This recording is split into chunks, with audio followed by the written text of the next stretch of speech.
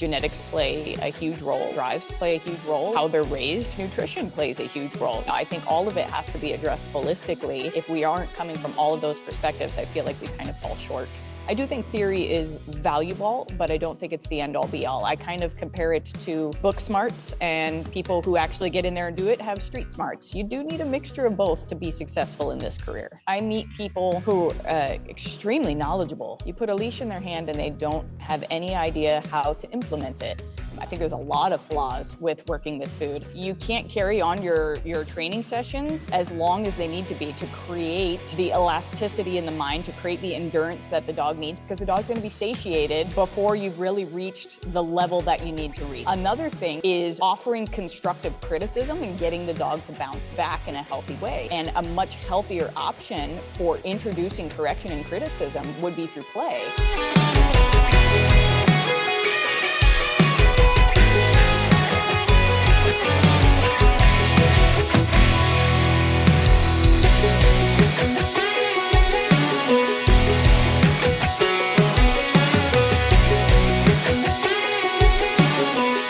Everybody, well, welcome back to another episode of GDIY presented by Standing Stone Supply. This episode, we're going to kind of step out of the hunting dog community realm and speak with Stephanie Vachinsky of Method Canine. Stephanie, thanks for joining us today.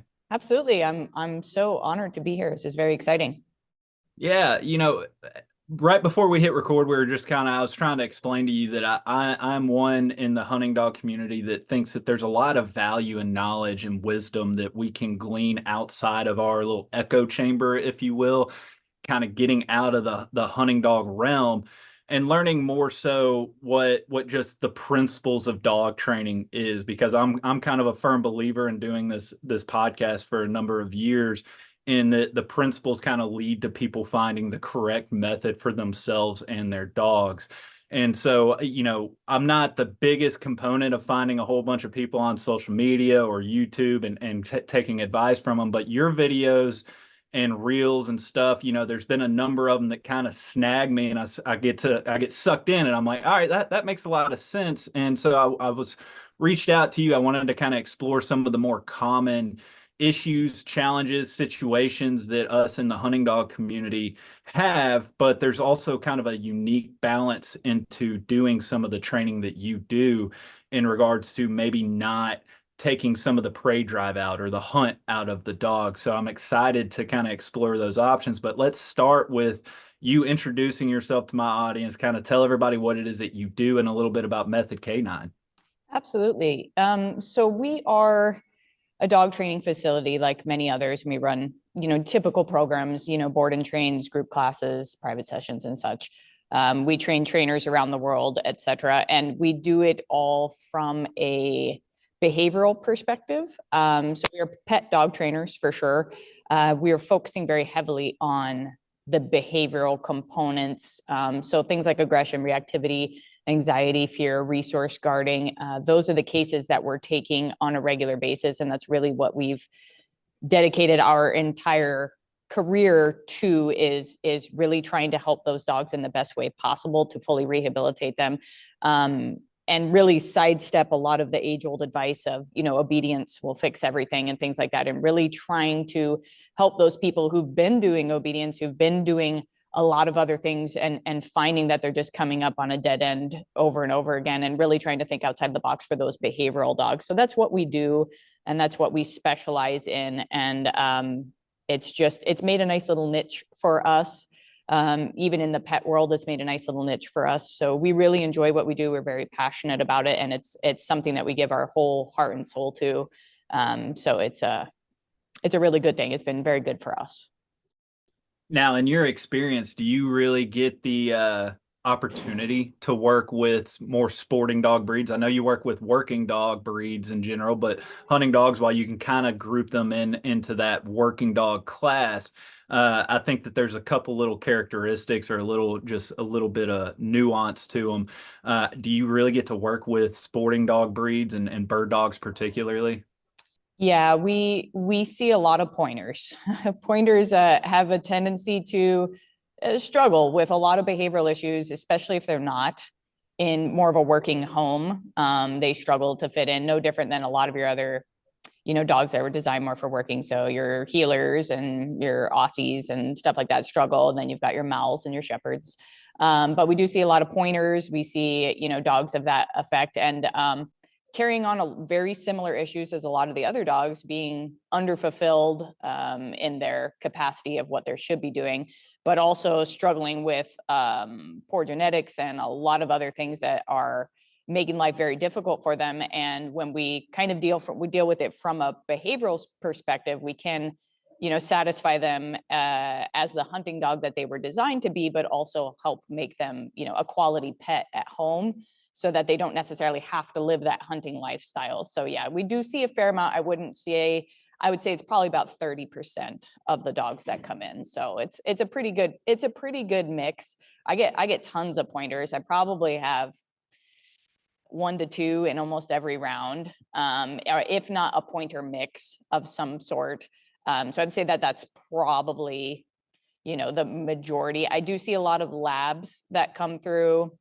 We've just had 2-3 labs that went home just in this last round for human aggression, dog aggression issues, and things like that. So we see a lot of them come through. Of course, we see Goldens just primarily because they're so popular, and but they come with all of their own issues, just like any other breed. So we do see a fair amount of them, and then of course we see the more working dogs, the Mals and the Shepherds.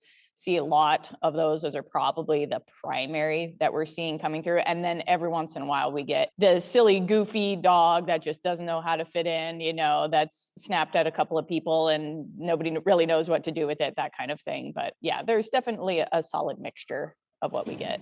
And somebody listening to this that's really heavy in the hunting side of the world, it's kind of, I think things are shifting within the hunting dog community to where it's kind of like you have the old school approach or thinkers, and then you kind of have the newer people to where they're getting into it to where their dog is a pet first, a companion first, and then hunting dog second. I would group myself into that group as well, because let's face it, I'm a pretty hardcore hunter. I hunt as much as I possibly can, but at the end of the day, if you really kind of add up the amount of time afield as opposed to the time living in the house with your family, around your kids and your guests and stuff like that, even the most the most enthusiastic hunter, their dog is going to have more time being a pet than it is a hunting dog. And years past, decades past, maybe generations past, they more or less would be in the kennel, an outdoor kennel run or something like that. And then they would come out, hunt, and then go back and do their things. But now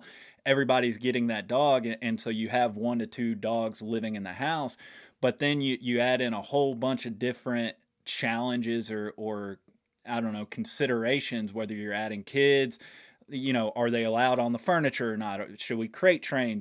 There's a whole lot of stuff that, while most of us, we want to go hunting and we get the dogs for that aspect, we also need to take care of the stuff inside the house, because all of that behavior and that relationship bleeds over into the field and can really impact just how quality of a hunter and just kind of a teamwork that you have in the field.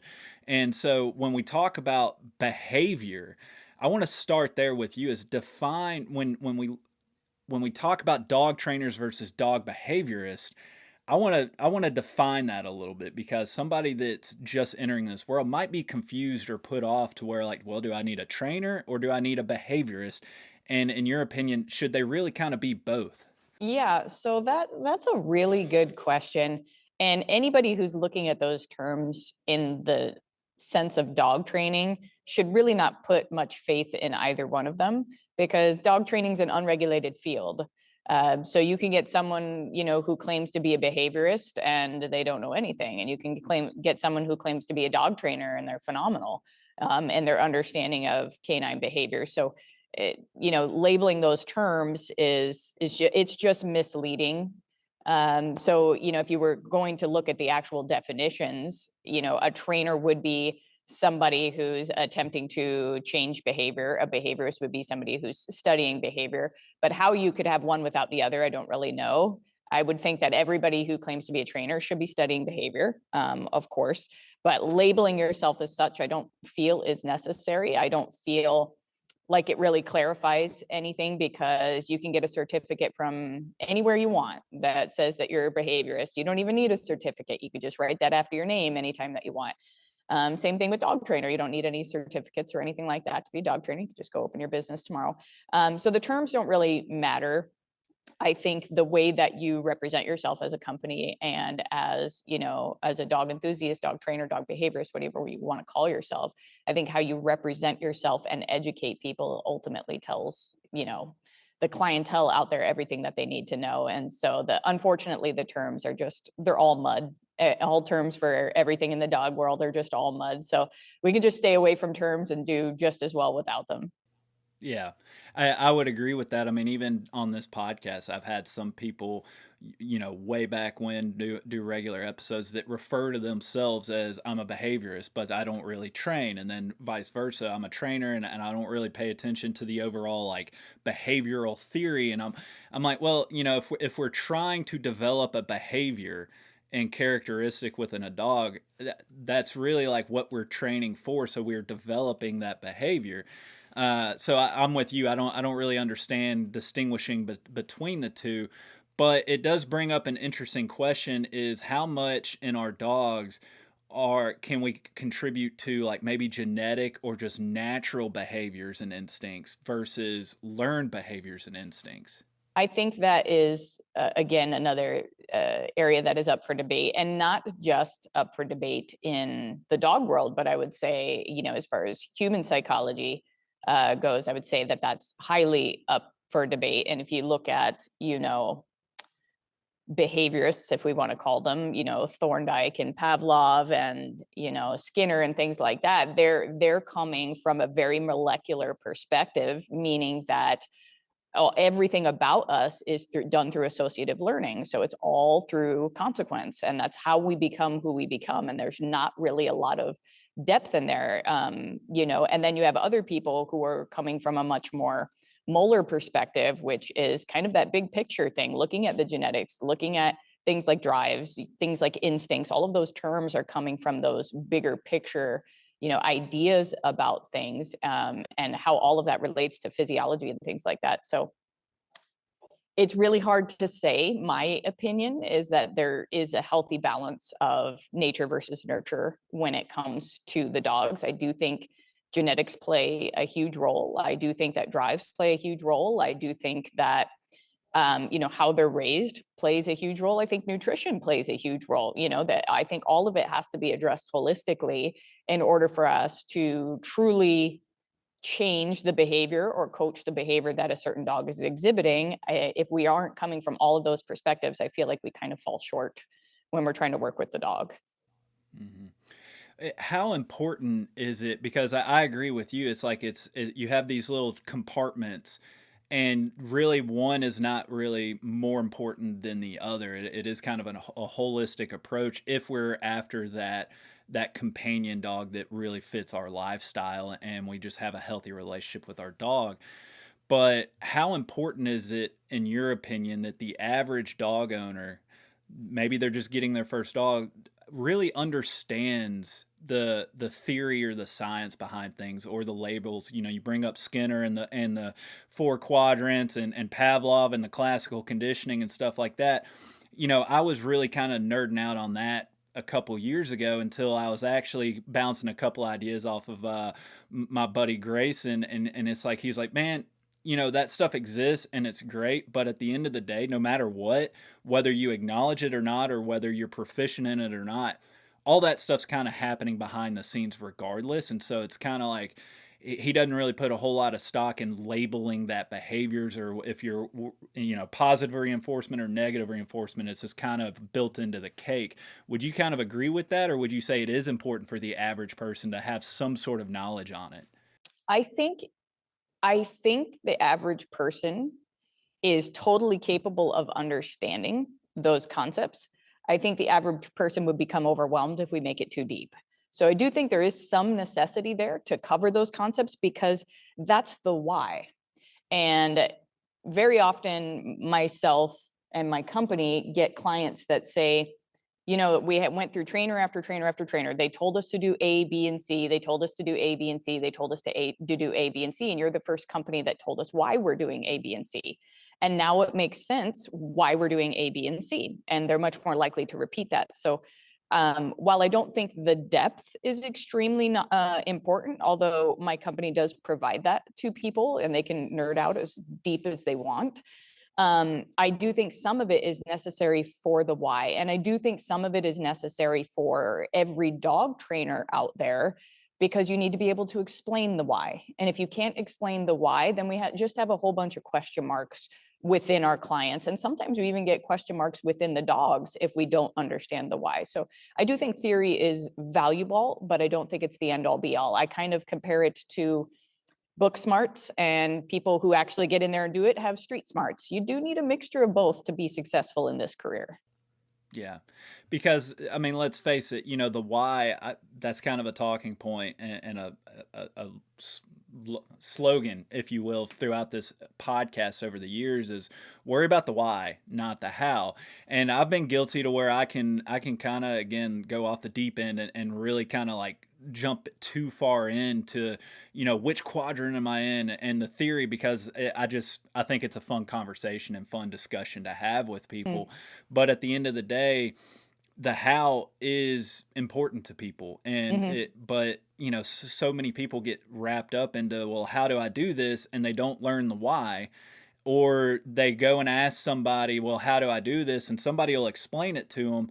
But then that trainer or person that they ask for help can't explain it either. And so if there's any kind of friction or gap, or maybe it's just not making sense to the dog, you're kind of left there. And this is really, I would say, you hear this a lot in the hunting dog world. It's like, oh, well, my dog doesn't do X, Y, and Z, or it doesn't respond in this manner. And they're just told, well, your dog doesn't have it genetically. Go get another dog. And it's kind of like, well, hold up here. Like, it should have the genetic components. It's just maybe the dog doesn't learn the best way in this method. But if you don't understand the why, how can you really go about fixing that or addressing it? Yes, it's very, very important. Both are extremely important. And I meet people who are extremely knowledgeable about dogs. I mean, they've been studying dogs for years. They've got degrees and they've got certificates up the wazoo. You put a leash in their hand and they don't have any idea how to implement it. So book smarts are important. Street smarts are equally as important, right? You have to be able to explain what you're doing, how you're doing, but why you're doing it. And if you can't even explain it to yourself, you're gonna run into a lot of roadblocks along the way, and you're gonna wind up in your specific industry. You're gonna wind up washing a lot of dogs that you put a lot of effort and time into, when it might not be necessary to wash them. One thing that I've really appreciated kind of going through your catalog of videos, reels, just the information that you've put out, is you put a lot of emphasis on trying to make it make sense to the average person, making it relatable. And I think you do a great job of kind of putting people in a certain situation that they can find themselves in a day-to-day life, and put that in how they should go about training their dog. But I also think that there's a fine line. There's a balance here to where do we stop trying to get so much into the dog's head and maybe anthropomorphize them to where, dogs do learn by association primarily, but you do put a lot of emphasis on getting the dog to think and understand for themselves. So like, where is that fine line, especially when it comes into terms of the average person getting into this that maybe doesn't have 30, 40 dogs of experience behind their belt? Well, when it comes to dogs, I think the comparisons to human beings are a necessary evil to try to create connection with the human beings that are handling them. I think the comparisons to children are, again, a necessary evil, in the respect that our children are learning through associative interchanges every single day. I'm learning about you as we speak here right now, right? I'm learning a lot of different things about you, and it's all through association. So sometimes we have to draw those lines in order to create those aha moments with people. But I think when we get to the point that we are treating our dogs as a different species, and we are treating them as human beings, and also projecting all of our emotions and problems onto them as opposed to the species that they are, we wind up running into a lot of problems. And this is this is what we see. We see a lot of emotional support animals who've been just wrecked over time because they're handling emotions and they're handling situations and they're handling, stress and all this imbalance of hormones. And they weren't designed for that, right? But when you're just talking about teaching and comparing, human beings to dogs and things like that, I think that's very appropriate and very necessary. And it's things that the earliest documenters of behavior, going all the way back to Darwin and then jumping forward to Skinner, Pavlov, etc., they're looking at behavior from a complete perspective, animal behavior, mammal behavior, animal behavior, and human behavior. And they're trying to categorize all of us into the same thing. So I do think that there is a lot of commonality there that needs to be drawn upon in order for the average dog owner to get it. And sometimes for the trainer to get it too. I do think that's valuable, but it can absolutely go too far when we stop treating the dog as a dog and we start treating the dog as a human being, in the sense that they're given more liberty than they can handle, in the sense that they're given more choices than they're capable of making, in the sense that we're projecting emotions onto them when they are not nearly as emotionally complex as we are.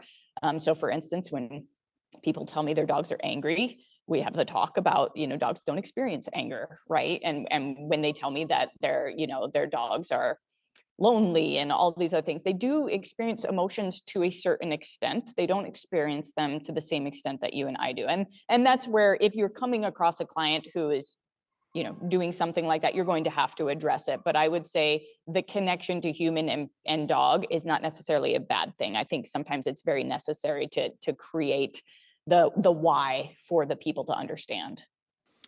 Have you really kind of found a successful way in getting that message through to some people? Because I've had the same discussion. I don't use really anger or loneliness, but I'll say, when somebody's like, oh, my dog loves me or loves my kids or something like that, in the same vein, I'm like, well, dogs don't really love, at least not in the sense that we understand love. So how do we go about getting this message through to somebody that is just convinced that their dog is in love or angry or lonely or something like that?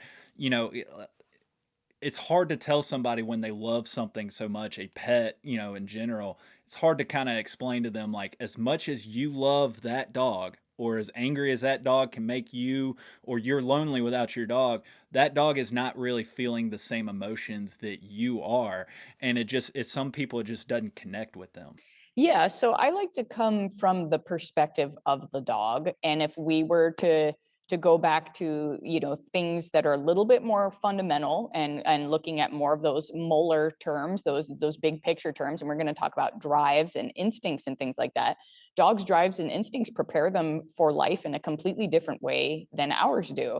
And theirs are based significantly more upon survival than ours are. Ours are yes, we will get to the point of survival, but ours are based on comfort, and ours are based on social aspects, and ours are based on, a lot of fulfillment and things like that. Whereas dogs are more instinctual upon survival. So maybe your dog that loves you the most is getting the most of what it thinks it needs from you, right? So maybe you're the person who provides the food. Maybe you're the person that takes them on walks. Maybe you're the person that plays with them, hunts with them, or something like that. And that's why the dog seeks you more than it seeks the other people in the household, because you provide more of what is essential for their survival. But other things that can play into it too is that, dogs' hormones can get all out of whack, no different than ours can.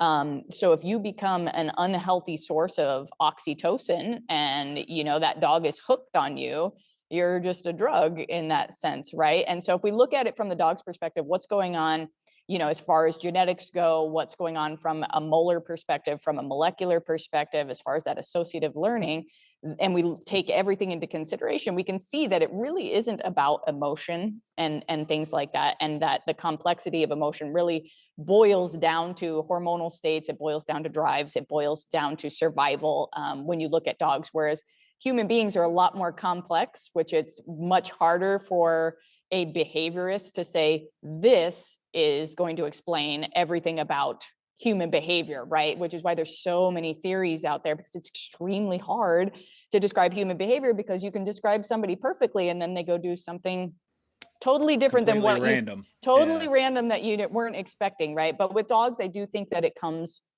very heavily from all of those components and really stemming from a survival perspective. Yeah. It kind of goes into, friends, family, how many times something happens on the news or it's newsworthy, and then their friends and family are left responding like, this is so out of character of them. It's, people have their certain behaviors and characteristics and how we associate them with those elements, and then they'll just go off and do something completely random. But it's the behavior aspect is really fascinating and interesting to kind of explore in all of this, because you can really we can put our emotions on our dogs in every kind of situation. And then conversely, you can have the person that applies zero emotion to a situation, and it's just like, well, my dog is going to do this because I said it, right? It's going to be a very obedient dog. And then that's how we're going to develop a relationship. And there's really no give and take. There is no kind of working relationship with that dog. And I think anybody, especially listening to this podcast, they care on some degree or level of having that good, healthy working relationship with that dog. And that's what we're after. And so this is something that I have found to be challenging in my own experience with my own dogs. Is like, I do appreciate a good obedient dog, especially inside the house, especially around kids. But how do we balance that obedient requirement of our dogs while not suffocating or suppressing their instinct to hunt on the back end, right? Obedience is, we're out there, we're training for it, but I have seen it even within one of my dogs, particularly, listeners know Lucy, my small Munsterlander. I really went heavier on the obedience earlier on, but I think it took something away from her in the field. And so, like, how do we kind of really go about processing that or balancing it? Yeah, I think that, it comes down to the relationship, and what you have to put into obedience is going to be totally correlated to the relationship that you have with the dog. So the more of a relationship you create, meaning that you are that benevolent leader, you provide for them, you advocate for them, you coach them, you discipline them when necessary, you fulfill their needs, you satisfy their drives, etc. You are that person. Teaching obedience happens in the blink of an eye. I mean, that dog is more than happy to do everything that you say. It's more than happy to take on that constructive criticism from you. But when you start a dog, maybe it's because you started too early, or it's because you haven't put in the extra legwork to build a relationship, or you're disinterested in putting in the legwork for the relationship. You're going to wind up having to be significantly heavier handed to get the obedience that you're looking for, but also you're going to have to micromanage the dog's obedience for much longer in order to get the results that you want. And there's always that more of that what if the dog finds something more valuable than you, which they definitely will, because you haven't created the value. But what happens when that dog sees your punishment as ineffective anymore? Because they will reach that point eventually where they're like, I don't know, you correct me for everything all the time, right? I'm just going to wind up just kind of doing what I want to do. And you get a dog that's more frustrated, more difficult to control, more difficult to coach. And if they're not living from command to command to command, they have zero interest in you, right? They're not attentive to you and none of those things. So when I'm giving this example to my clients, I say, I heard a psychologist say this the other day, and I think it's amazing, but they said rules without relationship create rebellion. And I give this example and I say, imagine that you parked in a handicap spot because you were late for work and you just parked in the handicap spot and you ran inside, and a complete stranger came in the building and just screamed at you and chewed you out for parking in the handicap spot. We as human beings, our first natural response is probably to get defensive, right? Well, you're not handicapped, you're not using it. How dare you talk to me like, you don't have any right to tell me what to do. That's usually our first instinct, right? But if great Aunt Lucy, somebody you love and you care about, came in and said, honey, why'd you park in the handicap spot? You can't do that kind of thing, right? You shouldn't be doing that. You're going to go, oh man, just hit me right in the heart that you said I shouldn't be doing that. I'm going to go move my car right now. Because great Aunt Lucy has the relationship, and her criticism to you matters significantly more than the person on the street corner that happened to see you park there, right? So with my own program, I'll do an 8-week board and train, and I probably spend like 3 days on obedience. And by the time I have a phenomenal relationship with the dog, it takes off like wildfire. I mean, it is so easy to teach, and the dog is thrilled to do it, because it's not pressured, it's not forced. It's somebody who's loving them, who's provided everything for them, saying, hey, let's do this together. And the dog's like, no problem, right? So I think the relationship highly correlates to how firm you have to be in your training. And I also think it highly correlates to how much drive you're going to wind up taking out of that dog, right? Because if you're really heavy-handed, which I understand, sometimes a firm correction is completely necessary, but if you're really heavy-handed throughout the entire training program, you're going to wind up creating frustration, you're going to wind up creating anxiety, you're going to wind up creating all sorts of other issues. And those are the things that predominantly reduce drive. And when we look at the hormonal component of it, lots of corrections, lots of heavy-handed, lots of criticism spikes cortisol. And cortisol is the primary hormone that's going to dump your serotonin, it's going to dump your dopamine, it's going to dump your oxytocin. And these are the things that the dogs are seeking in those working components. They're like, I want to feel high, right? I want to feel high. I want to feel amazing. But if there's constant cortisol, they might feel amazing and then it plummets, right? And if we keep plummeting all of those other hormones, eventually that drive for those hormones and that, that joy that comes along with doing these tasks, it's going to eventually go down and it's going to be overcome with frustration. And that's when we get working relationships that are not very fun. Yeah. Would you say it's fair to also use this same line of thinking in the opposite, to where maybe you're too firm-handed over here, you're constantly correcting, and the dog is just like, oh, what now? As opposed to the person that is constantly, always with a treat, always with a hot dog, to where it's just like, it's nothing but good. And then you give the dog just one look out of the side of your eye and they just melt because they have no idea how to handle a correction. Yeah. I think that's so important. And this is where maybe from a behavioral perspective, I'm able to think outside the box a little bit more, because you're dealing with, hunting dogs that are definitely prepared for this genetically. They're going to need some boundaries for sure. They're definitely going to need corrections here and there for sure. When it comes to, dealing with more pet dogs, they are significantly more sensitive in a lot of aspects. So we have to think outside of the box on how do we introduce correction, because in the dog world, it tends to be very black and white. Correction is, e-collar correction, leash correction, something like that.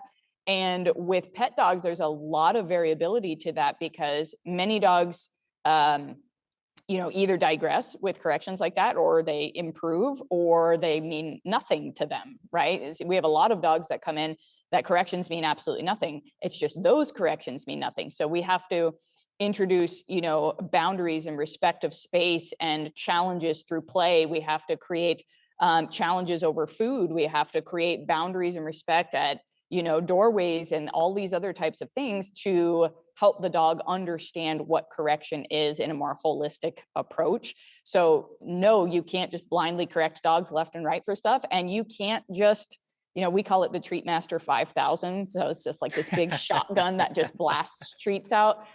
You can't do that either. So, we don't use any treats in our training. We use the dog's daily meal. And even that is not used in the typical context that a lot of people would think. We're not doing a lot of repetitions here and there, but the dog's absolutely going to learn. You don't push my hand, for the food. You don't jump on me for the food. You're going to learn that when you're calm and relaxed, good things come to you and I provide for you, right? They're going to learn those boundaries and those criticisms along the way. So it's definitely a healthy balance. I do believe that dogs need to feel successful and feel rewarded. I also do know that they need to be corrected as well.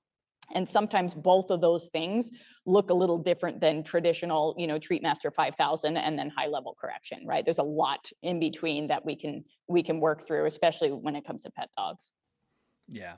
It's like everything in life. There's a balance to it, right? If you're correcting a dog that truly has no idea the expectations, or you've failed to teach them what you're wanting, and you just start correcting them and like think that they're going to figure it out through process of elimination, that's where I try and explain to people, specifically in my own family, like dogs aren't going to just logically deduce that we want them to do this because we didn't allow them to do that. Like, you kind of have to show them, then you can correct them. And I'm with you. I don't use treats, I don't use training treats or hot dogs or any of that stuff, but I'll use their kibble and I'll just kind of take it out of their daily ration. And so like, but I only do that when I'm teaching them, like to where I'm really wanting them to progress and learn. And then once that's learned, I phase that out to I don't know if that's even should be phased out completely. Maybe I should sprinkle it in on occasion. I'm interested in your thoughts on that. But, I try and get out of the dog food phase as fast as possible, because when I'm in the field, I don't want to be carrying around a pocket full of dog food or treats for the dog. I just want the learned behavior to be the learned behavior. And then I have that standard or expectations to where then I will correct them. But that's kind of where I see a lot of dogs they're happy to learn it and they're enthusiastic, and then you go in the field and the second that you give them a correction, it's kind of like they just melt down. And I'm talking about maybe the slightest correction to where like it wasn't overhanded or just too much. It's kind of like correct me if I'm wrong, like this should have been, going back to the relationship, developed over time at a younger age, whether, getting that dog just comfortable and knowing that the correction isn't the end of the world, and you can do it and get your point across without them just shutting down. Yeah.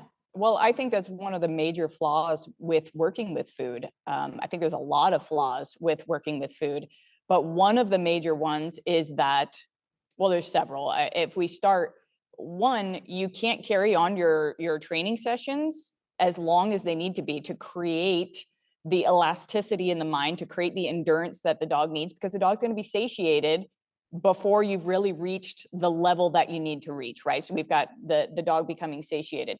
Another thing that's extremely challenging when working with food is offering constructive criticism and getting the dog to bounce back in a healthy way. It's really hard to do with food. And a much healthier option for introducing correction and criticism would be through play. So getting that dog tugging, getting that dog playing in a much healthier way, because there's so many conversations that you can have in a tug game, and you can get that dog so comfortable with constructive criticism that when they go out in the field, they say no problem, right? But with food, really difficult to have those conversations. So you're essentially taking this, this peewee player and putting them into this kind of major league and giving them the major league criticism when they're not prepared for that. But play can incorporate a lot better results in the end. And the last thing that I kind of lost my train of thought. The last things that I would say that people struggle with food is that it doesn't light up the brain very much. So you're working with food and there is, myelination, there is neural pathways, there's connections going on. Not much of the brain lights up with food. When you play, you're getting significantly more fluctuations in hormones, especially those happy hormones. You're getting much higher fluctuations, but on top of that, significantly more of the brain lights up. So you're not only getting a dog that's more on fire for this, more willing to take constructive criticism and start learning that in a better way, but you also get that endurance because you can make a play game start lasting longer and longer and longer and having really good conversations with that. And all of that you can carry out onto the field with you. So I think tug is a phenomenal game. I think everybody should be doing it with their dog. I like it significantly more than I like fetch or anything like that. Fetch is a lot harder to have conversations with, right? With a tug, you're down in the nitty gritty, you're in that dog's face, you're challenging them for resources and things like that. With tug or with ball, I mean, with fetch, I mean, they're dropping it at your feet and you're throwing it again, right? And fetch tends to almost, if you do it too much and you don't do it with any rules or boundaries or any drive changes in it, it can almost create a neurotic dog on your part, which leads to anxiety and all sorts of other issues. So most, sporting dogs, most working dogs will get into a decent tug game. And so I highly recommend that. And it's gonna change your whole training, setup significantly for the better over food. Yeah. There's a number of different ways I want to go with this, so just kind of bear with me, because this kind of brings in a whole bunch of different aspects in the hunting side of things. Because when you bring up tug, I guarantee you just sent a shudder down a lot of people's spine, because they don't want to get the hard mouths on the dogs. Right, hard mouths, chewing up the birds and stuff like that. I do know personally a number of successful hunting dog trainers that utilize tug, and it's not foreign to this podcast. I've had a number of people recommend that, but I want to start with the drive piece, because you bring up the retrieve, right? To where maybe it's kind of impersonal. You're sending the dog away from you, and you're not really having that level of communication or contact that you would have with tug. But I'm interested, would you say that, because some of the dogs that we use, back to the genetic behaviors and drives in these dogs, some of our dogs have a much higher propensity or desire to retrieve than others. So like I'm thinking of not even retrieving. My setter, one thing that I learned with her really early on is she just loves to be released, whether that's from a place command, she's on her bed, out of her kennel, whatever. And so instead of using a retrieve or tug or anything like that, I learned that as soon as I got the result from her, I could release her and it would stick with her, and then I could just extend the duration. You could do the same thing with retrieve, to where I know a lot of people, I think Jordan Horak from Cato Outdoors does this. As soon as you get the result you want from the dog, you throw the ball. And they go get the ball and bring it back. It's the same thing as the tug, but would you say that if the retrieve is that high of a level of a reward for that dog, that it could be just as powerful as maybe something closer and more personal, such as tug? I can't say, because I'm not a hunting dog trainer, but what I can say is, as far as the holistic relationship goes with the handler, you can't have nearly as many conversations with a game of fetch that you can in a game of tug. So for instance, let's say, I'm going to come from a behavioral perspective here, because this is what I deal with on a daily basis. Let's say that you have a dog that's got really high prey drive, and he's constantly attacking and hunting other dogs because of it, right? Chasing it down, attacking it. They enjoy the fight, right? You can throw a ball all day long and never once satisfy the fight in that dog, but you can fight over a tug. You can fight hard, right? And then you put that dog next to other dogs and they're way more chill, but you can ball with them to death and they'll still attack another dog, right? So satisfying the fight is something that we can do with tug.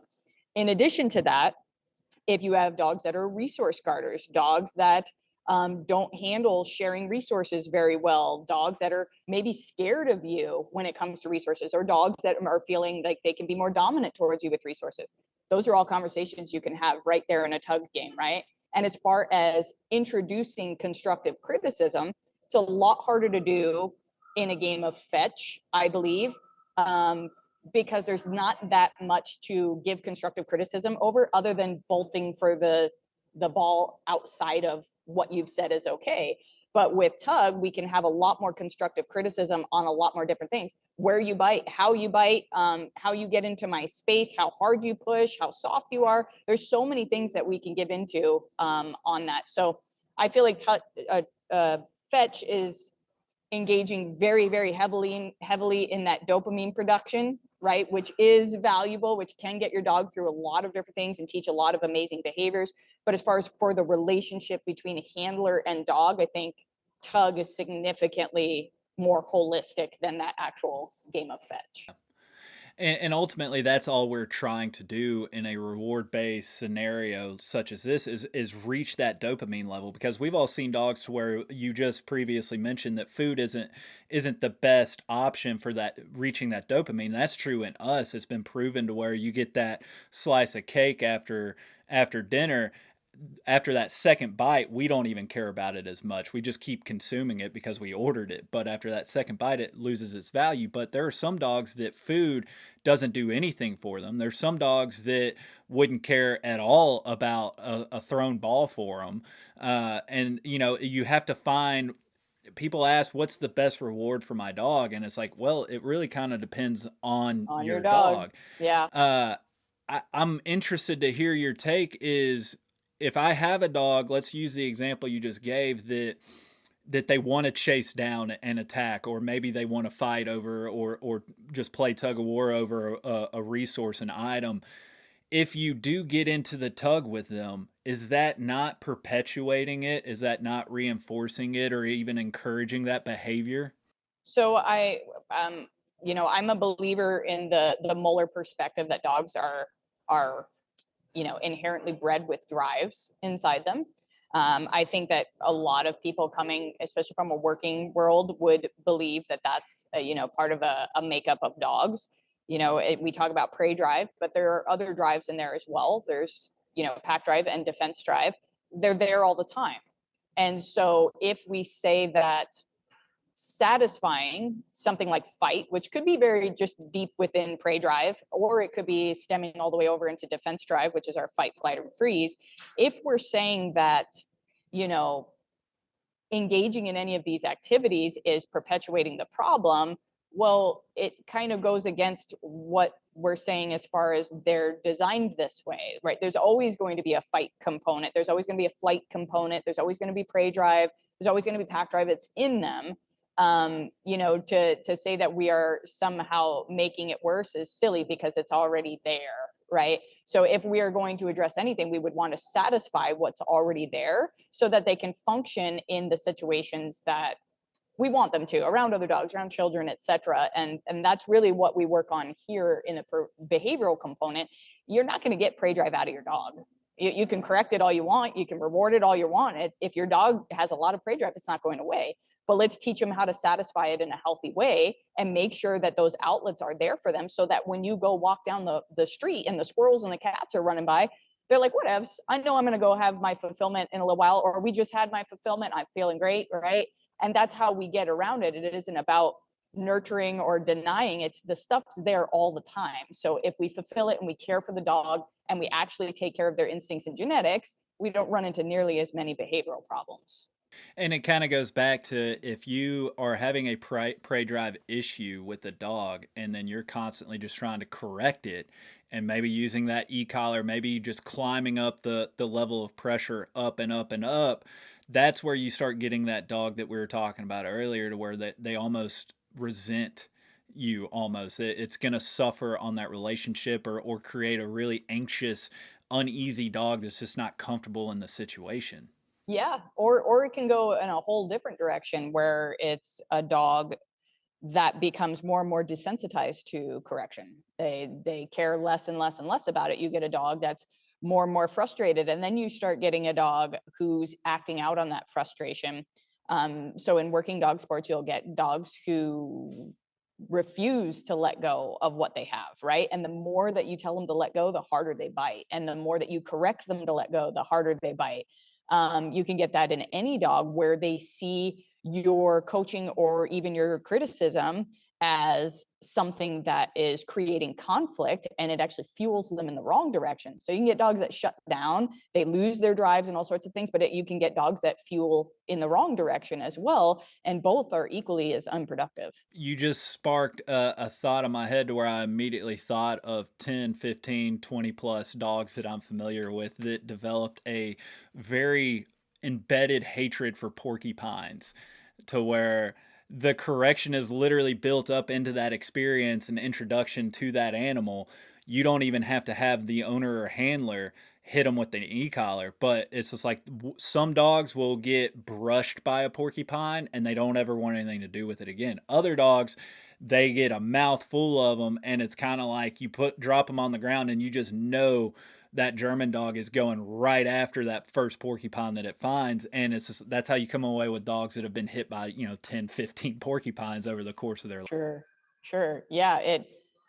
You just have to read the dog in front of you. I usually find that if the dog is shutting down, we missed something along the way in terms of the relationship. And if we're getting a dog that is getting frustrated or getting desensitized or challenging us more when we are trying to give constructive criticism, we're missing something in the relationship too. It shouldn't be that difficult, even with higher drive dogs, even with dogs that, people say have no motivation. You've got bulldogs and stuff like that. People say they have no motivation. If we're in a position where everything feels like conflict, then something is wrong with the relationship. Mm-hmm.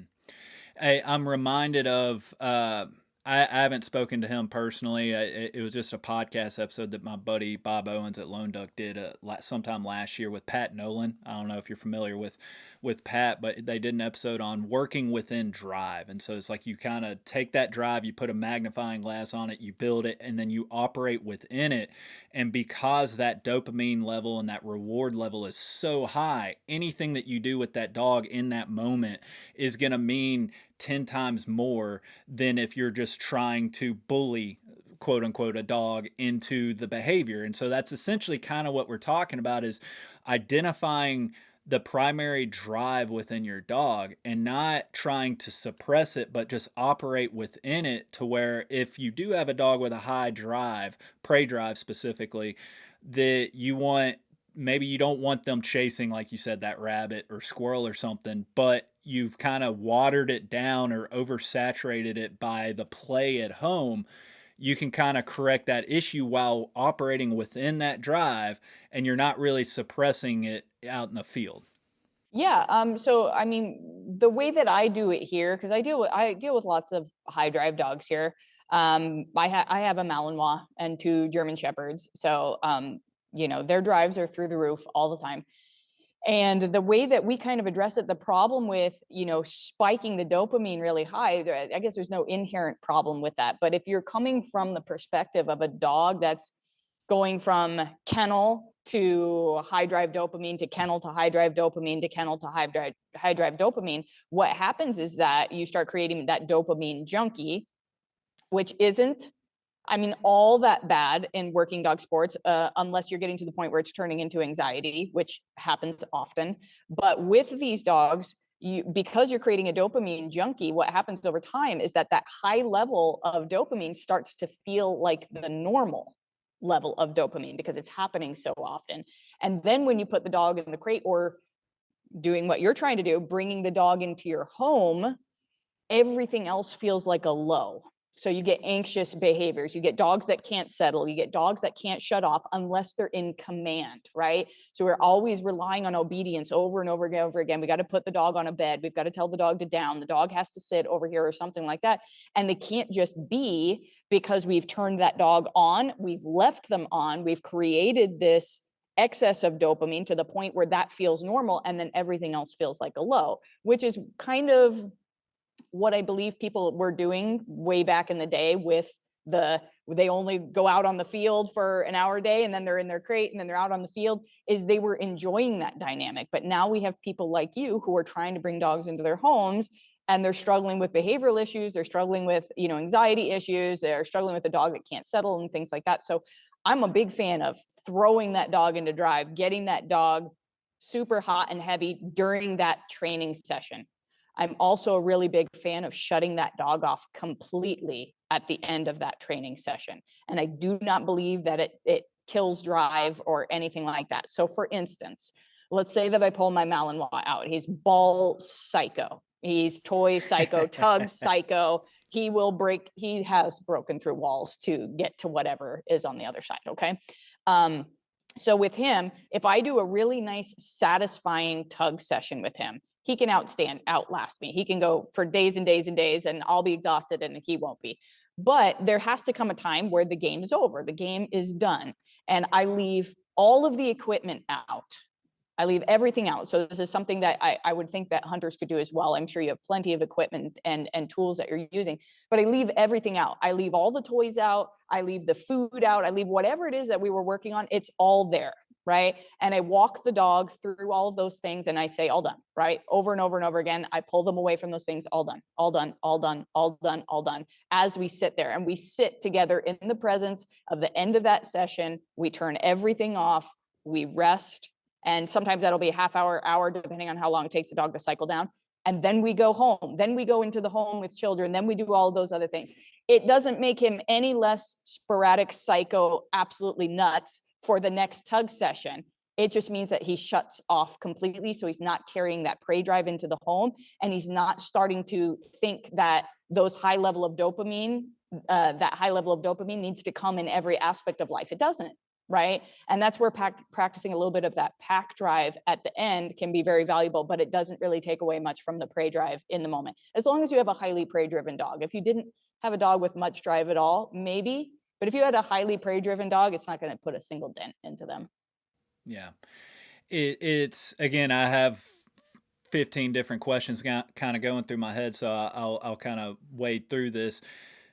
While you're describing this, I hear, toys everywhere, just getting the dog used to, I use the leave it command, whether, sometimes it's obeyed a little bit better than other times as well, but I use the leave it command, but I'm reminded of, we preach very often, an ounce of prevention is worth more than a pound of cure. So if we're talking about that dog that we don't want interacting with toys or just anything around the house, how do we balance that out to where like we don't even want to put them in that situation, but then exposing them or introducing them enough to where that there's no level of reward for them? Does that make sense? Right. So this is a really good question, and something that we do in our programs. So as far as our all done cue, we look at all done as a mindset. We don't look at all done as necessarily a command to leave this alone, to leave that alone. We're resting now. It's a resting mindset. So we have our dogs starting our board and train. They're all about a week and a half in, 2 weeks. They've all been working on the all done for 2 weeks now. And whenever we finish walking them and we come in and we decompress, we sit together, we say all done. We associate that with massage. We get the dogs laying on their side, really shutting off, closing their eyes, and we condition that with all done, all done, all done, all done. So we're incorporating it in many different circumstances. And then it's not until about the 3rd week of our program that we actually start touching on prey drive in any capacity. And then we're carrying over what we worked on in pack drive, we're carrying it over into our prey drive sessions and able to capitalize a little bit on the mindset that we've been creating around that phrase and being able to apply it a little bit to that toy. So it's not hitting them, out of left field. Is something that we've been working on in a lot of other contexts, which helps those real high drive dogs shut off in different contexts as well. Because if you're just randomly saying that and offering a bunch of corrections, it can be hard. It can be just kind of the same thing that everybody else is doing already, but trying to carry that mindset over and then using that can be very valuable. Another thing that came to mind was, do you put any stock in the thought process that we shouldn't allow our dogs to determine or dictate when we have a session, whether that's a play session, training session? I'm thinking of the dog that just brings you a ball, and then what do a lot of people do? They just grab the ball and throw it. Right. Well, that's just reinforcing and telling the dog like, hey, whenever you want to bring me the toy, I'm going to engage with you and give you exactly what you want. So then you end up with this dog that 1,000 times a day is bringing you this ball or toy. But some people swear it doesn't matter. It's just, it kind of goes into the genetics and what that dog's wanting. I'm kind of interested in your take in does this training, the all done stuff around the house, the satiating the prey drive with tug, does that kind of loses its value if you're letting the dog determine when and where you do this? Oh, it definitely does. And so from a behavioral perspective, if I saw that the dog already has plenty of drive, I wouldn't give into that pushy behavior. I would decide when we're going to play. I would decide when we're going to shut off and all of that sort of stuff. If I had a dog that wasn't really into it, that was more cautious, more tentative, maybe concerned about playing with me, and is starting to show some of these behaviors, I would absolutely take them up on that and be like, okay, you're ready to go. Let's do this, because we need this for you to grow. But if I had a dog that's already got the genetic base, that's already proven to have the drive, I'm not going to give in to every single time that they do that, because that's the dog acting and you reacting. That's the dog leading and you following. We don't really want to set that precedent. But on top of that, though, even a working dog, like I said, we deal with tons of them. You know, even with working dogs, if you are allowing them to constantly be stimulated throughout the day, you're going to wind up with an anxious working dog. No different than with human beings. I'm extremely driven. I'm extremely type A. I'm extremely driven. I'm working all of the time.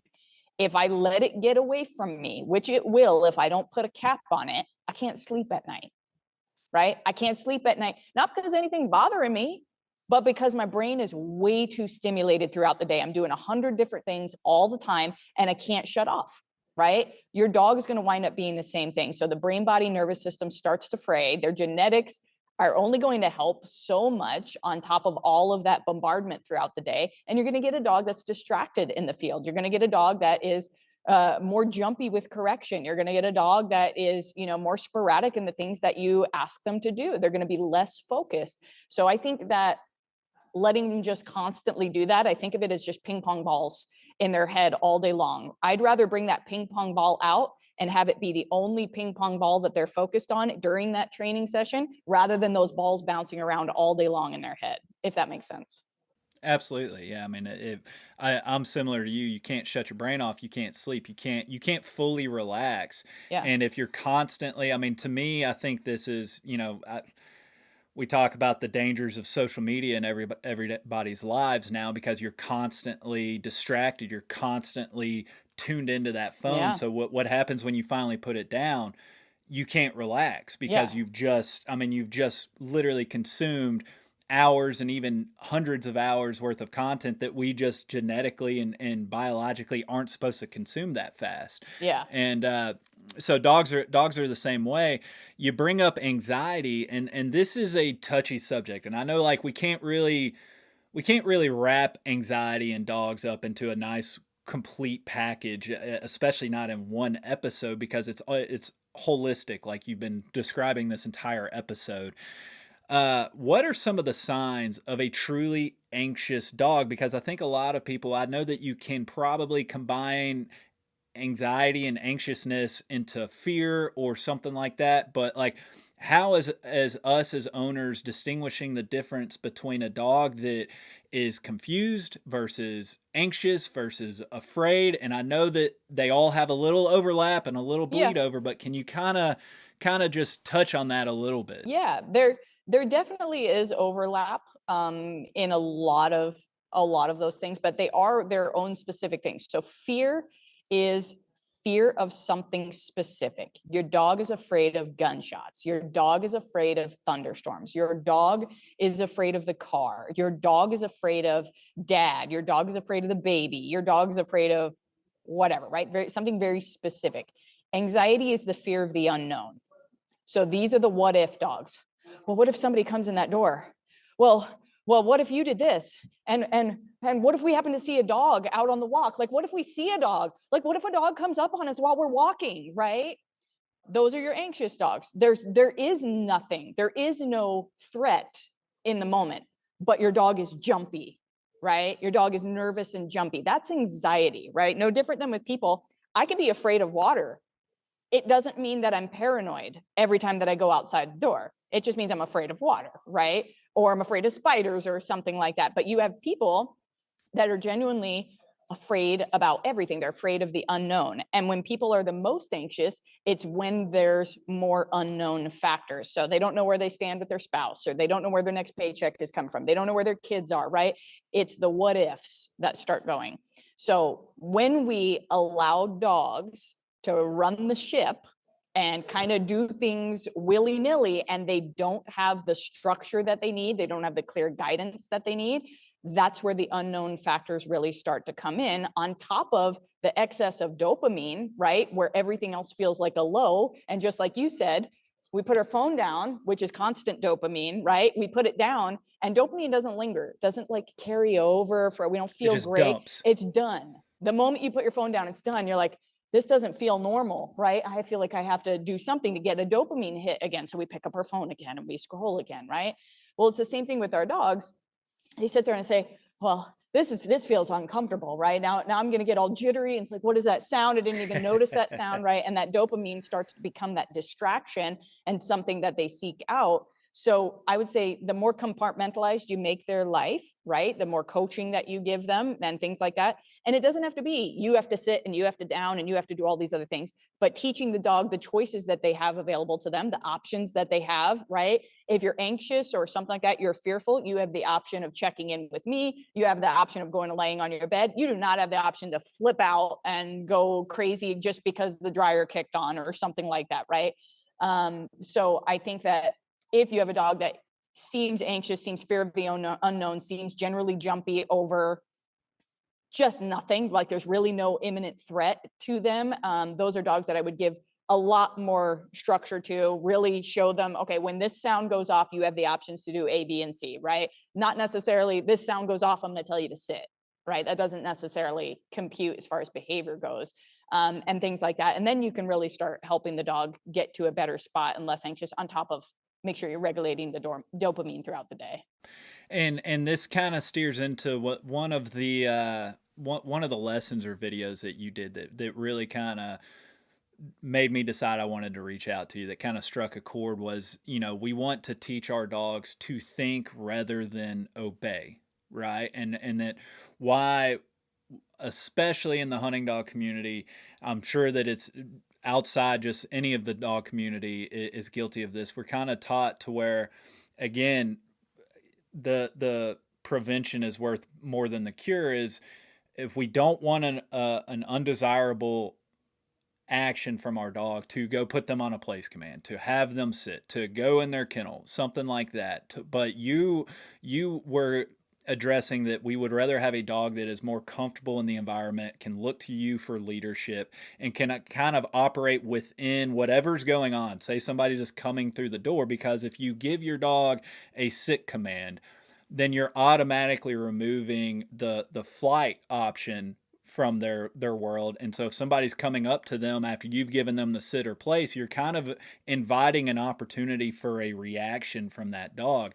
Can you kind of speak into more of this? Because I think it kind of falls in line with what you're just talking about. Yeah. So it isn't necessarily that I'm against obedience. It's more necessarily I'm more against traditional obedience for any type of dog that's struggling with behavioral issues.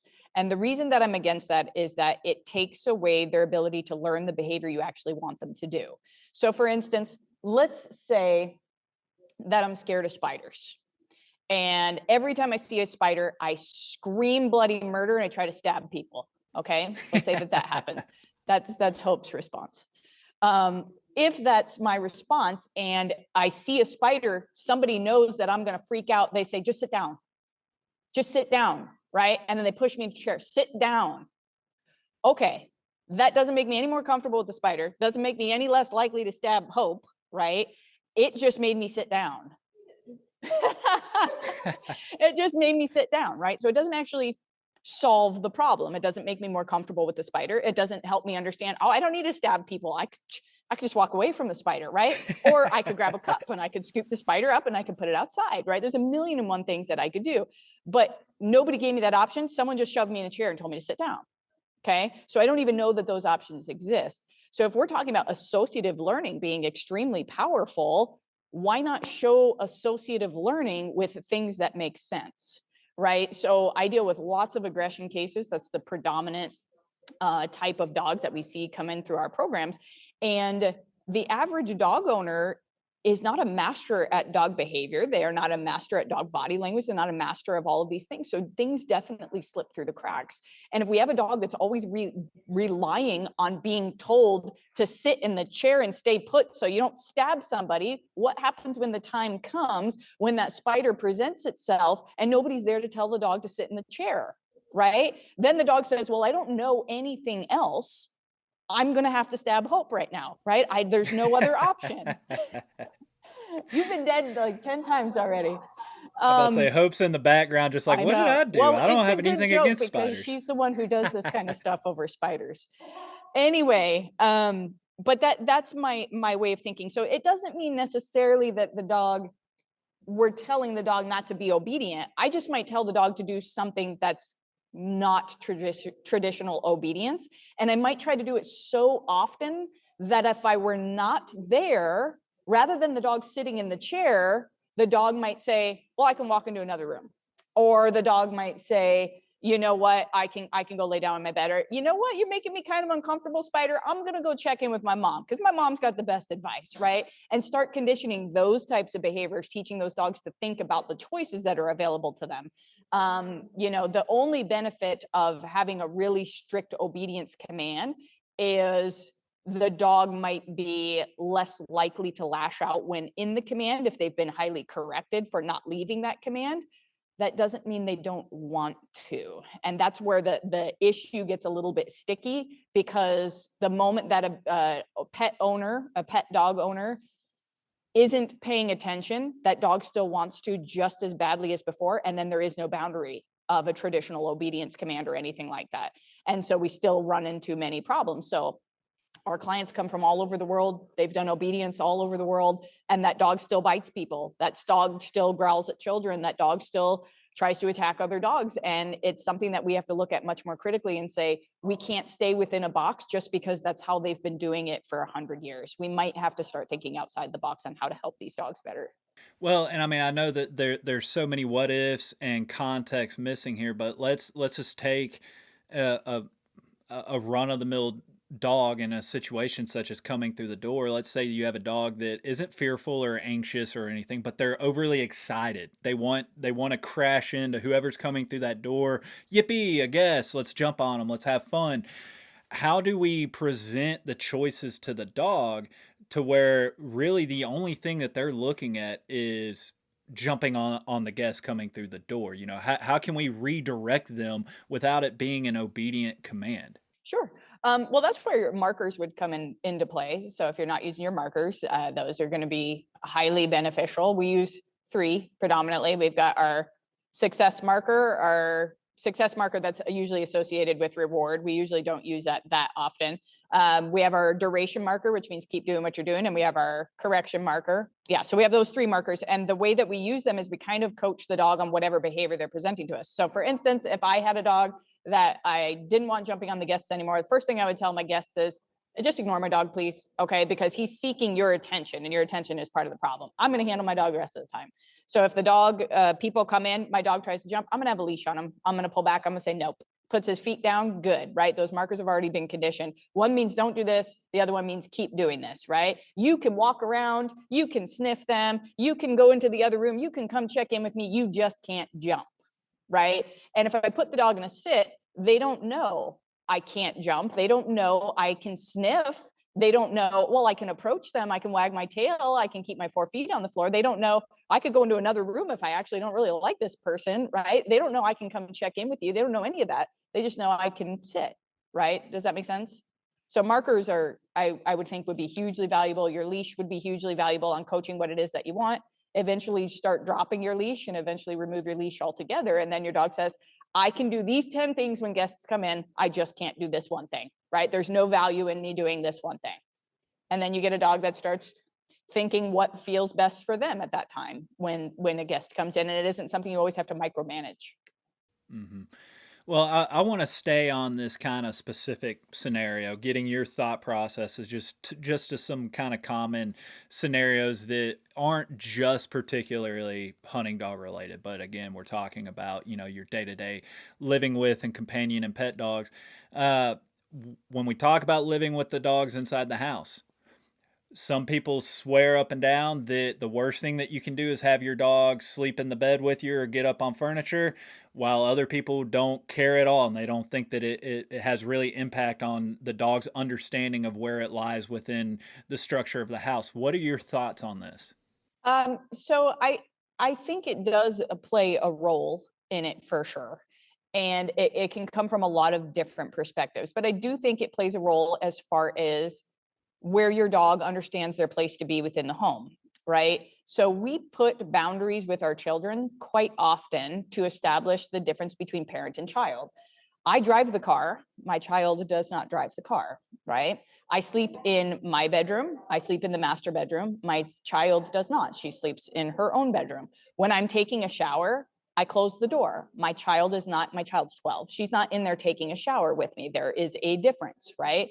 When it comes to, paying the bills, when it comes to making decisions for the family and things like that, there's a definitive line between parent and child, as it should be, right? And part of the separation is physical, right? Like those areas in the car, those areas in the house, right? There are physical separations which show us what our role is. And the same thing can go with dogs, right? So if we're trying to separate ourselves as leader and follower, right? We're trying to separate ourselves as we are the people who make the choices and you are the ones who are following the choices. If we're sharing all of the same liberties, all of the same physicalities, we're sharing all of the same locations, and we're sharing all of the same privileges, etc., then we are not that different, right? When we go to coach, when we go to drive the car, the dog's going to jump in and try to drive the car because that's the mentality that we've established, right? Now you have some dogs who couldn't care less about driving the car, right? They couldn't care less about sleeping in the master bedroom and all of these other things the way that a child might. They're not challenging any of those things. I don't care if those dogs are on the couch. I don't care if those dogs are in the bed, right? So if you have a dog that's not challenging you in any way, that listens, that's sweet, responsive, and coachable, who cares? But there's also another end of the spectrum. So you have the dogs that might challenge you more, dogs that are trying to be reactive in your home, be territorial in your home, resource guarding in your home, picking fights with the other dogs. That would all be a really good sign that you're not in the leadership position, right? A dog that is in a leadership position will exhibit these behaviors, but a human in a leadership position with a dog that's in more of a following position won't really have those same issues, right? So on the opposite end of the spectrum, you have people like, well, my dog's as sweet as pie, right? My dog, so gentle and kind and it doesn't do anything, but they're extremely anxious. And now they have separation anxiety. And now they have situations where if somebody tries to approach me, they lunge and try to attack them. This is also another dog that is not in the right mindset to share those types of liberties with you. And part of the reason why is that proximity and touch release oxytocin, right? And if you have a dog that is constantly in a state of defense drive, right? You have this highly fearful, anxious, jittery kind of dog. If they're constantly in a state of defense drive and you're releasing oxytocin into a stressed state, it makes the dog feel unfulfilled and crave oxytocin even more. So we get these dogs that hook to us, right, in an unhealthy fashion because the oxytocin isn't actually fulfilling them. So they wind up becoming more and more and more desperate for it, grabbing it everywhere we can. So we get separation anxiety, we get more anxious behaviors in public, we get a situation where when the vet tries to take the dog away from you, it absolutely flips out, right? So when we have dogs like that, we definitely want to separate that because the association with touch and proximity is really unhealthy. So sleeping in the bed, laying on the couch with you all day long is constantly pumping this unhealthy oxytocin into the dog, creating somewhat of an addict again with you, creating the safe haven effect and all sorts of other issues that are going on. We need to separate that, right? We need to separate that and we need to start implementing touch in a more healthy way when the dog is in a more balanced state, when the dog is in a healthier mindset, when the dog is more relaxed, and incorporating touch that way and incorporating it not as a nurturing babying type of thing, but incorporating it as we're just sharing an interchange here, right? Good job, pup. I love you. Way to go, right? Sharing things more like that and creating a healthier association with that touch and proximity. If you get to the point where that dog is doing significantly better, you might try coming back to having the dog in the bed and having the dog on the couch, things like that. But if you're instantly noticing things digress again, it has to go away.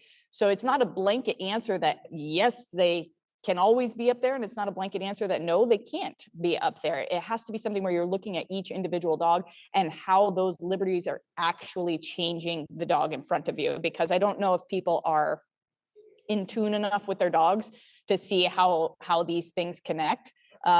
Especially if they own a dog that's just generally compliant and is generally a good dog. It can be very hard for them when they get the next dog who's resource guarding, who is dominating the other dogs, who is, pacing the house, patrolling the windows and the doorways, patrolling the fence line and things like that.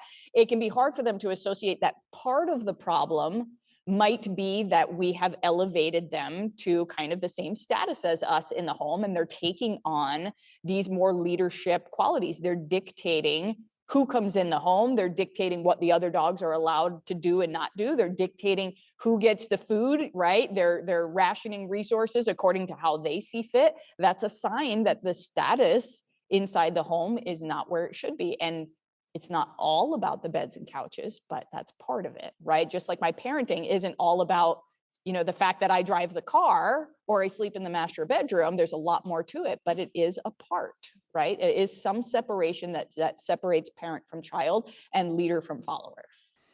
Right. It is a detail, and the old saying is the devil's in the details, right? And all of that bleeds over into everything else. I'm a firm believer, and this is why I enjoy conversations such as this, is all of this relationship building, leader versus follower, all of this stuff bleeds over into the field.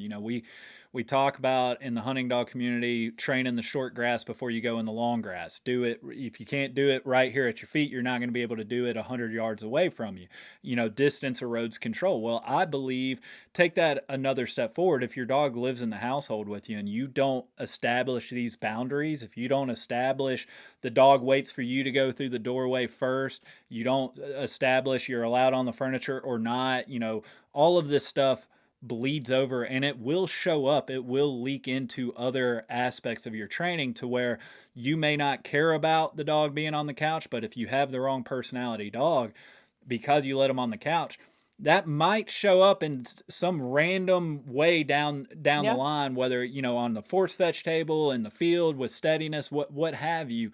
But it all starts with, let's do the easy stuff, the day-to-day stuff. You're in your house. Let's take advantage of the opportunities that your dog's given you. Yeah. Each one of those things is a grain of sand in the right direction or the wrong direction. It's not always noticeable immediately, but it all adds up. Yeah. And I mean, one thing that really, if somebody has never really utilized crate training effectively, and they've never really seen a dog that has been trained and comfortable within their crate, it is very hard to kind of get through to them just the value of that quote unquote safe space for their dog, their den, if you will. Can you touch on the importance of, or for somebody trying to decide to crate train or not to crate train their dog? And this is where I come back to, those associations with people or kids. This is one of those situations where we might have to draw that association, because people have a really hard time seeing outside of their own species. And, if you read books on behavior, you read books on animals and things like that, they say that dogs are as human beings, are our last connection to nature. We don't connect to nature at all. I mean, we're terrible at it now. And dogs are our last connection. And we so misunderstand them, because our whole life is just a tidal wave of human emotion and human thought and things like that. So it's really hard to crack through. So when I discuss crate training with people, I describe it no different than putting your baby in a crib, right? So when your baby needs to lie down and nap and rest, you don't lay him in the middle of the floor. You don't put him on the coffee table. You don't do any of those things, right? When your child, when maybe you can't always keep an eye on them, when you're going to work, or maybe the kids are running around and your dog is trampling all over them or something like that. When you want to keep your baby safe, you put them in a crib, you put them in a bassinet, you put them in a stroller or something like that, that contains them and confines them, right? So when you call me and you say, man, my dog keeps chewing up the electrical cords in the house when I go to work, they're digging through the blinds, they dug out the backyard and escaped, and animal control got them, but I don't want to use a crate. Well, when your kid sticks their fingers in the light sockets and gets electrocuted because you don't want to use the crib or the bassinet or the stroller, that's on you, right? So it is definitely about safety, but it is about that downtime too, and creating that space for downtime. No different than, what they talk about with our own bedrooms. It's your bedroom shouldn't have TVs in it and your console in it and your workout equipment in it and everything else and your library in it and all those things. Your bedroom should be for sleeping, right? Because if we have a million other things that happen during that time, then it can be really hard for our brain to shut off in that environment. Well, same thing with our dogs. If our dogs are trying to rest and decompress where everything else happens, where the toy box is, where the food dish is, where the kids are running around, they don't actually rest and get the regeneration that they need. They need that separate area where they can shut off. And this is the area where they shut off and they're safe. So no different than we would provide to a child, no different than we would provide to a baby. Those correlations sometimes need to be made. And I usually find that most people have an aha moment when kind of creating that association. Yeah, it's so hard when you do this much more than I do, talking to people in the pet dog community. And don't get me wrong, I mean, the hunting dog community has the people that are just like, oh my God, I can't put my dog in a crate. Look how small it is, or something like that. But to your point, like with dogs being kind of the last touch of nature for the average person, in the hunting dog community, we don't really have that problem because we are going out into nature. That's what we love. And it's kind of more like we have a partner in crime, or just our buddies going with us. But crate, it is so hard not to look at the people that don't grasp it.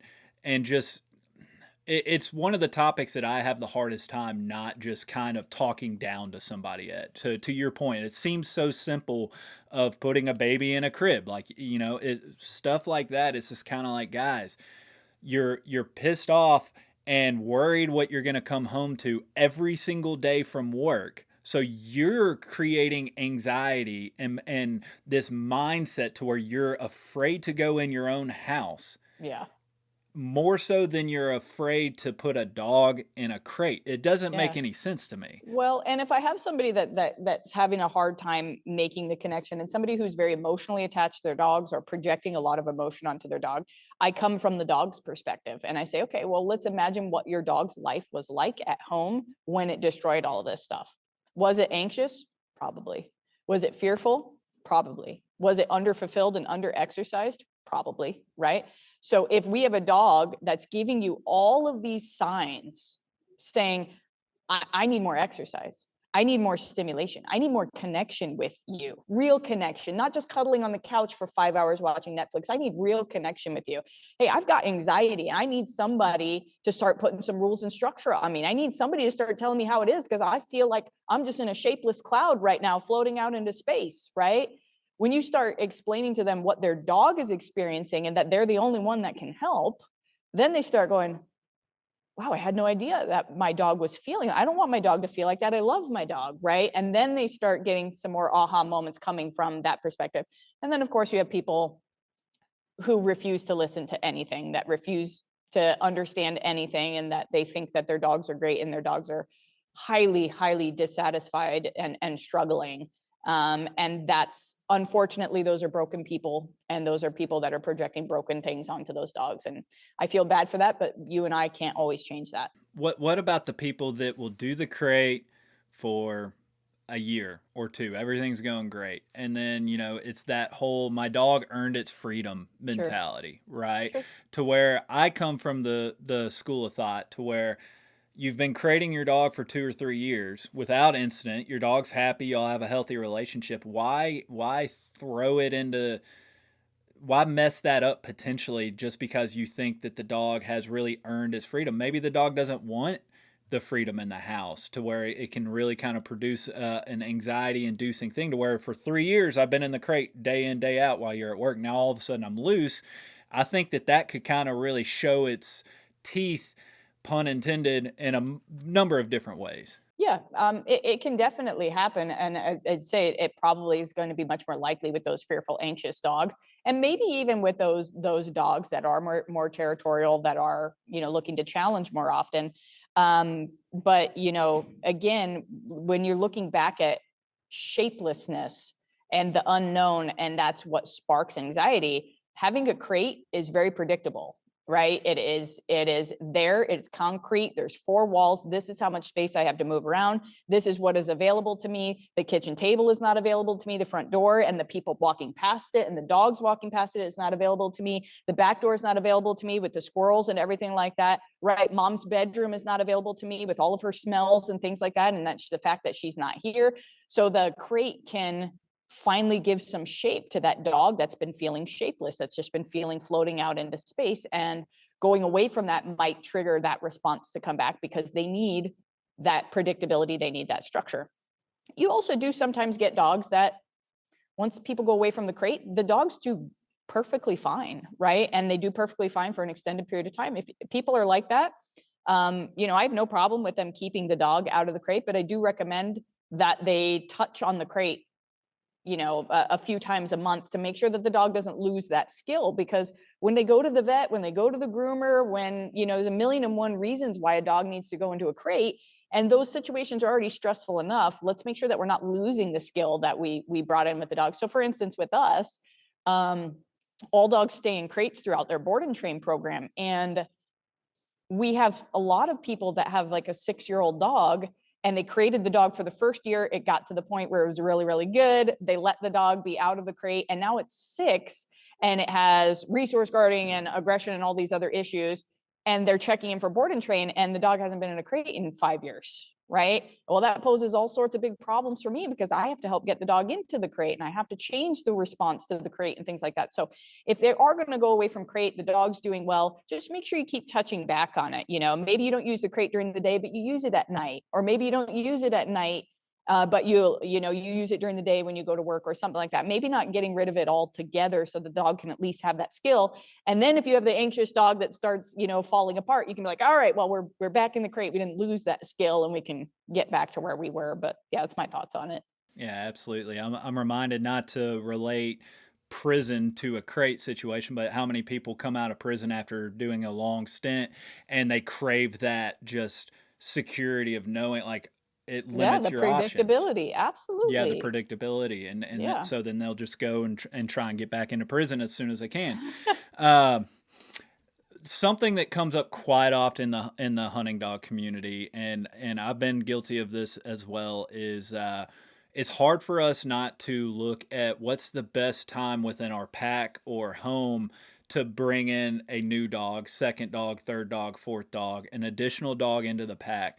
We kind of look at it more through the lens of, I need more dog power. I'm going on these long trips. I want more dogs so that I can do what I love to do.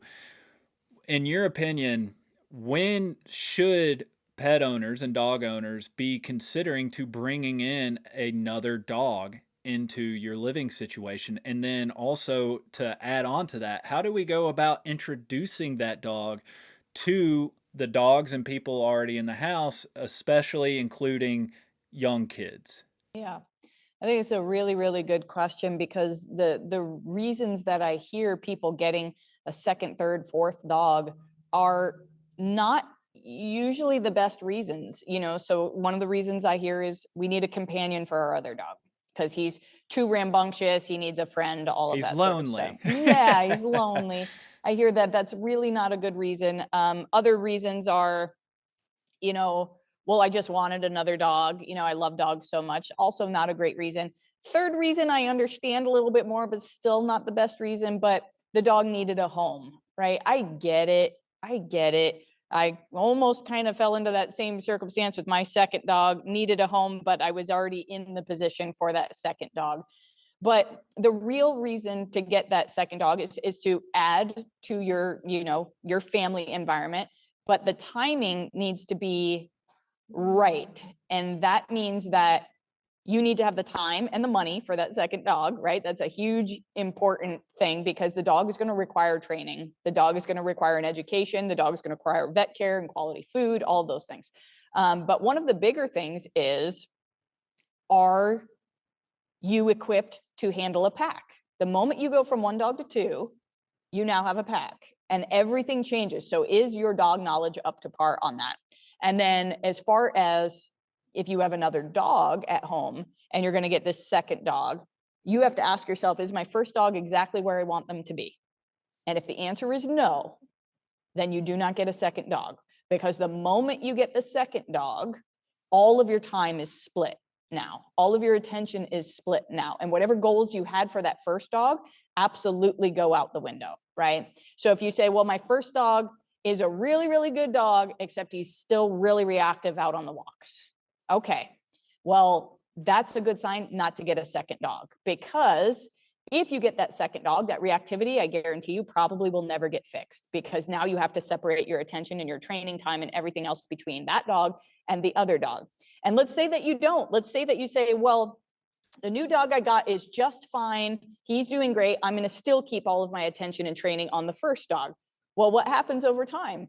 That dog that's getting no coaching whatsoever is taking on all of the habits of this first dog. Now you have two reactive dogs that you can't control. You have to separate your time, and you can only give half the attention that each dog needs, right? Which means the behaviors continue to digress over time. Then you add a third dog and a fourth dog, etc., and it just continues to grow. So if your first dog's not exactly where you want them to be, don't bother doing it, right?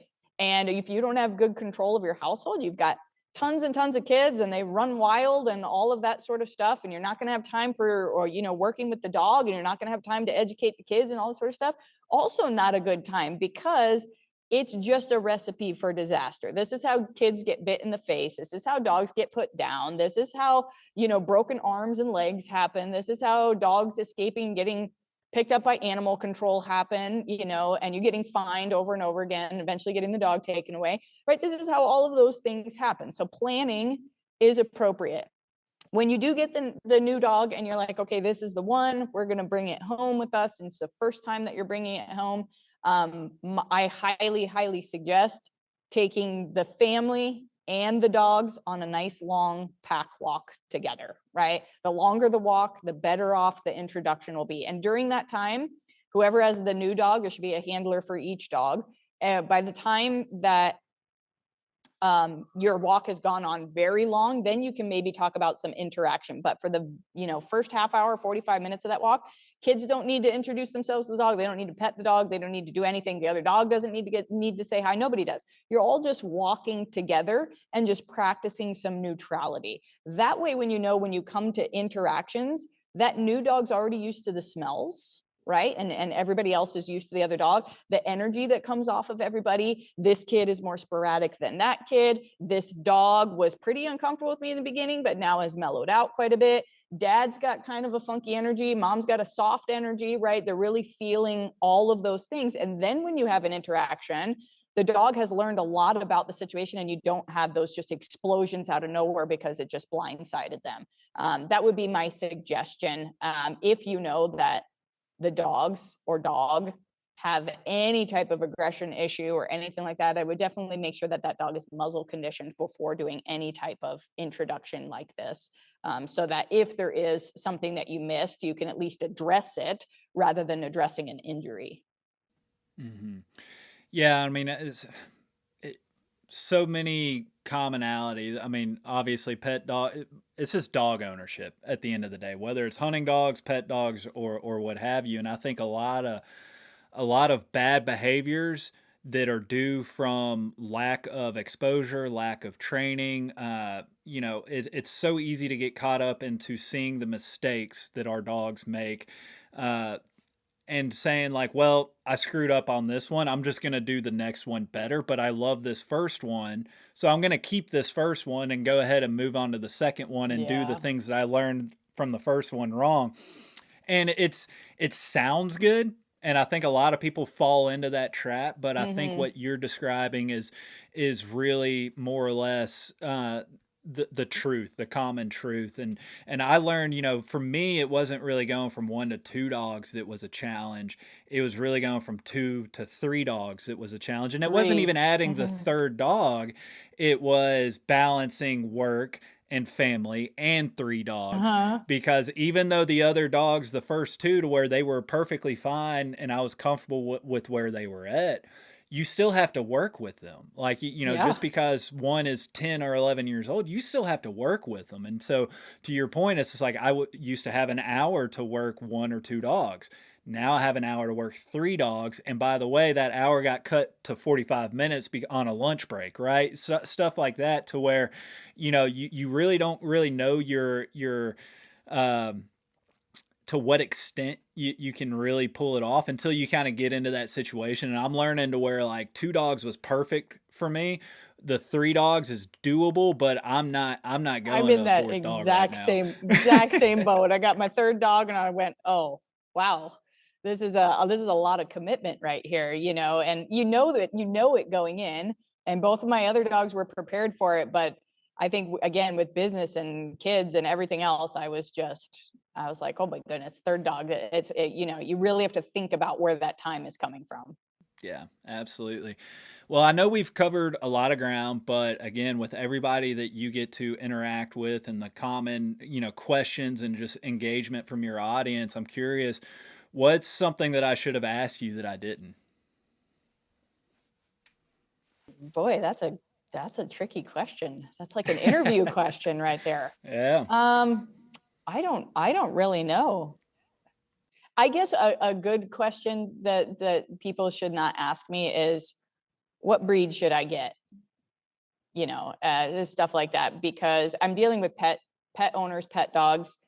It isn't about the breed, because every breed, yes, has their own traits and things like that, but every puppy that comes out of every litter is so uniquely different, right? I have people that have Goldens up the wazoo and they never should have had Goldens. I have people who have Labs up the wazoo. They never should have had Labs. You should not have a Cane Corso, ma'am. You should not have one of those, right?